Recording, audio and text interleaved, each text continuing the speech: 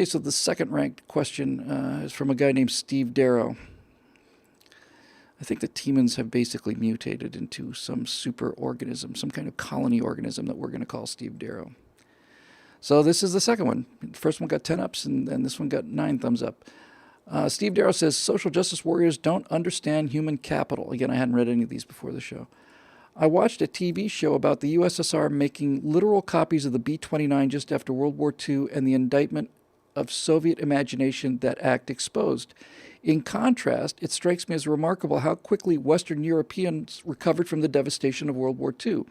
Both of these are examples of the importance of human capital. Building valuable human capital is a significant foundation of our beliefs. How could you explain this concept that is more easily understood? How would you explain this concept so that it's more easily understood by the left? It's an excellent point, as usual. What does he mean by human capital? What does that mean? Well, there are two different ways to look at human capital. You can look at it the American way, the capitalist way, and you can realize that there are... what the hell is that?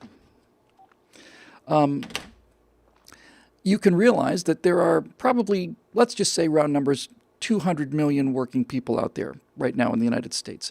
And you can look at them as one of two ways. You can use the Soviet system and look at them as 200 million sets of muscles or bureaucrats. You can look at them as 200 million cogs in a gigantic machine, which all we want it to do is turn, because if we can keep the machine turning, then we who run the machine, meaning Stalin and Brezhnev and Khrushchev and Mao and all the rest of them, as long as we can keep the machine moving, then we'll do just fine, like Fidel.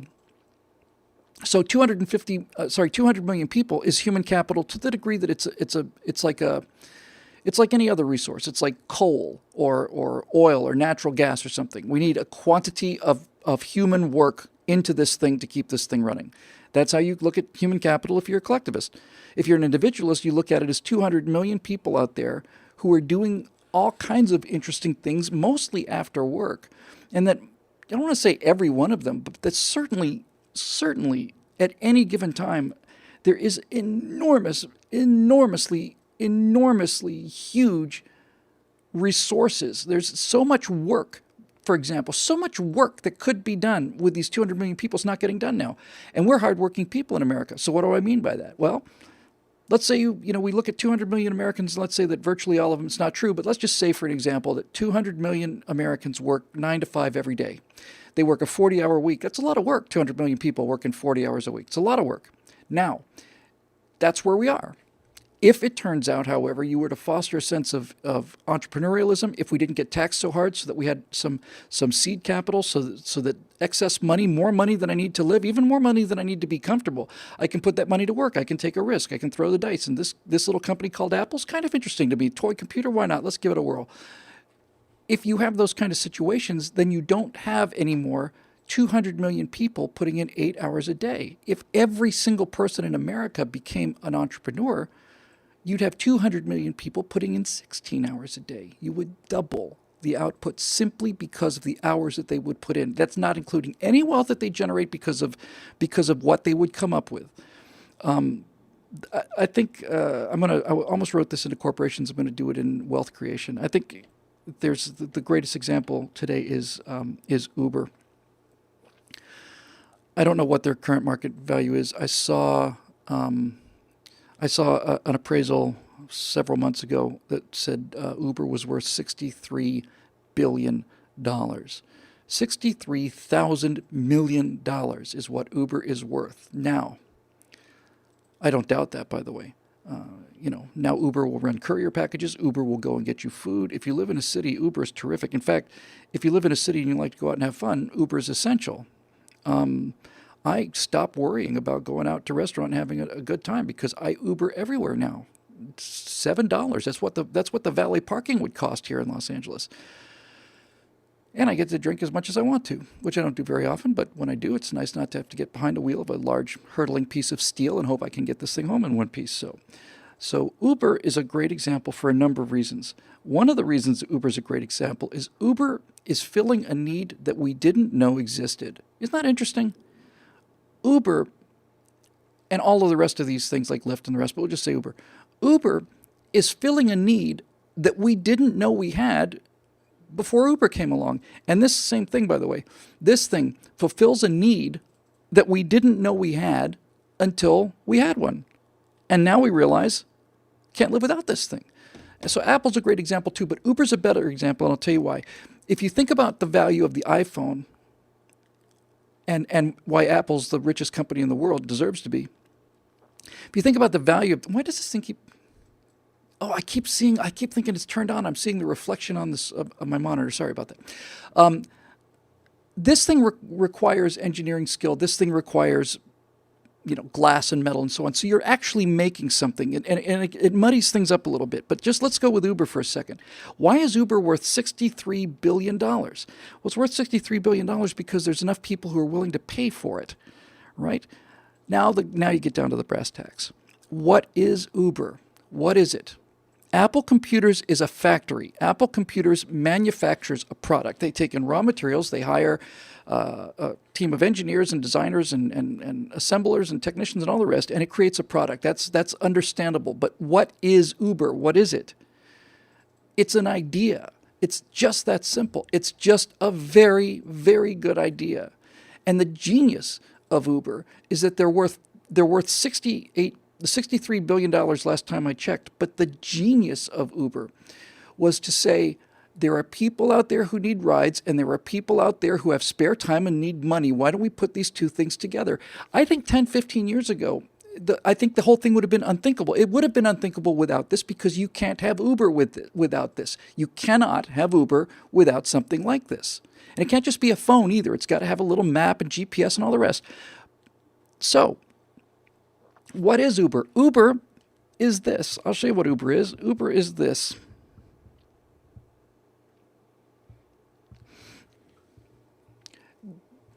That's Uber, right there. That's Uber. And I know some people are a little too literally minded out there. Say, well, you're just pointing to an app on the iPhone. No, you don't understand. This is Uber. This is this little square of, what is it, quarter inch maybe? This little quarter-inch square with a logo on it is worth $63 billion. Why? Because it's something we all want, and we will work harder than we have to get extra money, and we will spend it on things like Uber. It made $63,000 million of value out of thin air. There was nothing there before. Now there's $63 billion of value because of an idea, and nothing other than an idea. 5 or 10 years ago, if Uber had wanted to get started, certainly without question 30 years ago, Uber's problem would have been, we think the taxis are running too late, and they're slow, and they're overcharged, and people they're just nasty. So we think there's a market to basically push taxis as we know them out of business. If they'd had this thought 10, 15 years ago, Uber would have basically said, all right, so if we're going to put the taxis out of business, we need to raise enough money to buy enough cars so that we can have a fleet of cars that we can then deploy cheaper and faster and better service than taxis, and we will essentially outcompete taxis. Now all we have to do is find $60 billion so that we can buy 100,000 cars or whatever the number is. Millions, probably millions, certainly, of cars across the country. But the genius of Uber is they didn't have to buy any cars. They didn't have to buy any cars. They didn't have to pay anybody out of their own pocket. They didn't have to come up with anything other than the idea. That's why it's worth $63 billion. What's the genius of it is it's just an idea. They have the technology with a smartphone to be able to say there are people out there who need rides. There are people out there who want to make extra money. All the phone does is put them together. You can say that Uber pays its drivers, but it's not really true. It's not like they're paying them whether they're driving or not. All Uber does is take a charge out of this transaction. Uber takes a percentage out of the money that I pay this guy for driving me someplace. And that's not unreasonable. We wouldn't have met otherwise, I could have just stuck out there with my thumb out, but that didn't work out so well for human history in terms of hitchhiking as a reliable means of getting someplace. So Uber connects me with the driver. That's valuable. Uber also handles the billing. That's valuable. One of the things I like most about Uber, in fact, the thing I probably do like most about Uber is no cash has to be exchanged. I just get in a car and I get out of the car. And then it just bills me on my phone, and I'm happy to pay it. So all of these things are just ideas that didn't have any grounding in, they didn't need capital. The whole thing was out there. It's just absolutely astonishing. It's astonishing. T-Dog Lyle says, if they remade Taxi Driver, do you think Travis Bickle would be an Uber driver? Without question, he'd be an Uber driver. Without question, T-Dog, he'd be an Uber driver. So this is how you can look at human capital in a free society. Now, I don't know who came up with Uber, but let's just say it was two guys. All right? If these two guys had grown up in the Soviet Union and had this idea, then these two guys would have had a $63 billion idea, and then they would have gone back to the coal mines, or they would have gone back to the Department of Redundancy Department, or whatever else they were doing with their lives. If you take people with that kind of creative brilliance, where one simple idea comes out to $60 billion, this idea is worth $800,000 million, because two guys in a garage had the ability to take a risk and go out there and find some private money and get the ball rolling. So when you talk about human capital, you're really talking about the difference in looking at things, Stephen. If you're a collectivist, human capital is essentially like us a herd of oxen. How much muscle power is there out there? And you could call, service jobs where you hand people, coffee. Just call it muscle power. If you're a collectivist, you say, what is the muscle power of 200 million people working? But if you're an individualist, you say to yourself, how many 60 billion ideas are there out there waiting to be born by people who have got some insight into something that could just absolutely change society for the better, the way Uber has and the way the iPhone has? That's the difference between how we look at human capital and how they look at human capital. And the thing that I hate most about social justice warriors is what was done to them. They've had all of this driven out of them. The only thing they live for is to find inequalities. And that suits people who are lazy and stupid, is to find inequalities. But how many tens of millions of bright ideas were aborted because these kids were told that they can't compete, and that capitalism is evil, and all the rest of this stuff, that they're professors who are in fact the evil swine behind this whole thing. These failed people who go into studies, these failures, these long-haired people who and I was one of them for a while, so there you go. These arrogant intellectuals who think that because they know Renaissance poets who in Germany, or forget Germany, in Bavaria, Southern Bavarian Renaissance poetry is my expertise, and it pisses me off that I'm trying to get by on $20,000 a year when that idiot over there is selling cars and he's worth $60 million. The arrogance of that. Who cares what you know? If I want to know about Southern Bavarian Renaissance poets, I will hire you to teach me about that. But this guy is providing a useful service to hundreds, thousands, millions of people. It's the arrogance of it.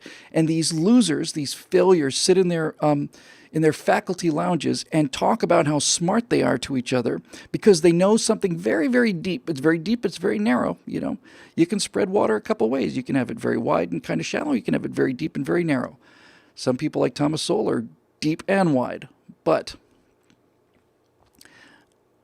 these miserable, envious, lazy, stupid people have now had their greedy little paws on our children for 2 generations, and they are turning them into robots. The robots can't think, and they can't work. Robots is not a good term for them because robots are useful. They're turning them into zombies. It's funny. Maybe that's why The Walking Dead is so popular, perhaps, because these young people know they're being turned into The Walking Dead. They don't have any individuality, don't have any drive. I'm generalizing. Of course, I met some terrific millennials.